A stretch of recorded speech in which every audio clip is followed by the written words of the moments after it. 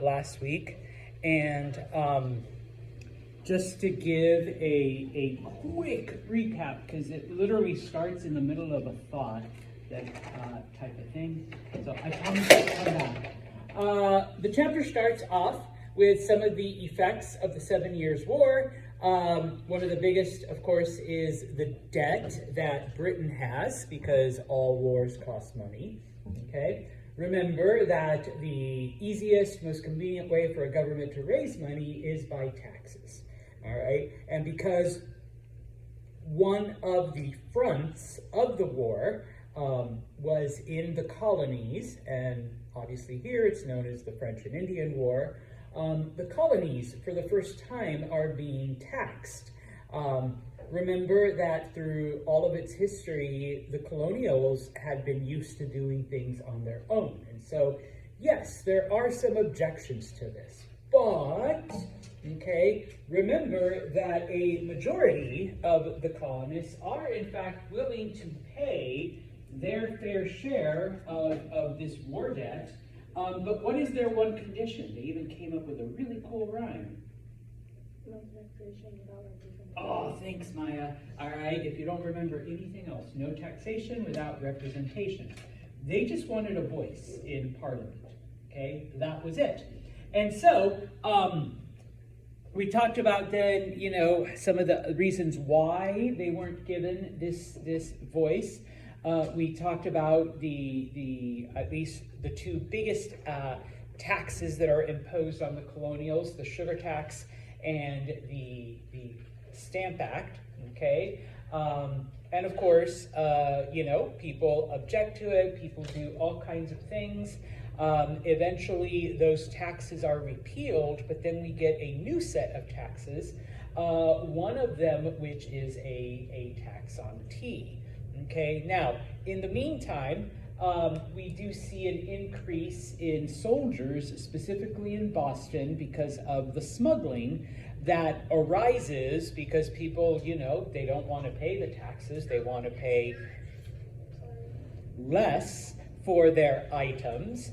And so, you know, it leads to some events like the Boston Massacre, and then later on, the Boston Tea Party, when the East India Tea Company is given a monopoly to sell their tea in the colonies, and they sell it for so cheap because they're about to go bankrupt that they're even cheaper than the smugglers. So, you know, we end up with that. Now, after the Boston Tea Party, we get what are called the Intolerable Acts. These are now no longer meant to raise revenue or to pay off the war debt, okay? They are meant specifically to punish Boston and Massachusetts for the destruction of the tea, okay? Now, in the meantime, if you recall, there were groups that were formed. One of them was known as the Committees of Correspondence. The other one was the Sons of Liberty. The Sons of Liberty were the more violent of the two. But the Committees of Correspondence are busy spreading the word of what is happening in Boston and basically trying to warn other colonies that if it can happen to us, it can happen to you too.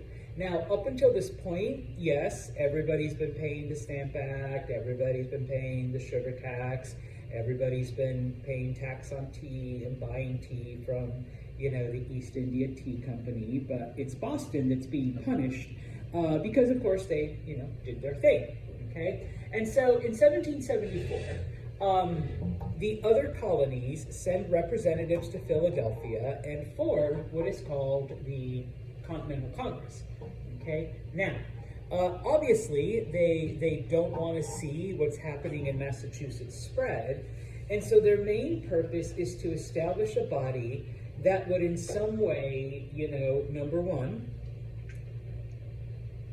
have like home rule of the colonies. Like, you know, we've been policing ourselves for you know, over 100 years.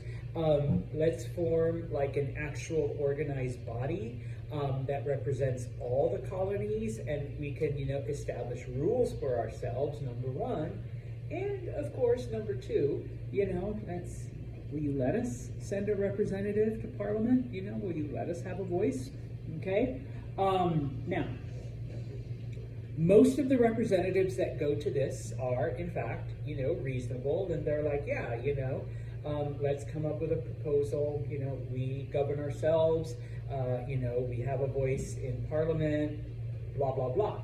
Okay, but John Adams, who was the defense lawyer for the soldiers involved in the Boston Massacre, whose cousin is Sam Adams, who is one of the more militant revolutionaries and who helped create the Sons of Liberty, he, is able to convince, a lot of the people that, no, we need to take a more radical step. We need to be, step up our game. Just, going with the old plan has not helped anything. I mean, it's only Massachusetts that's been suffering so far. But he's able to convince other representatives that if they don't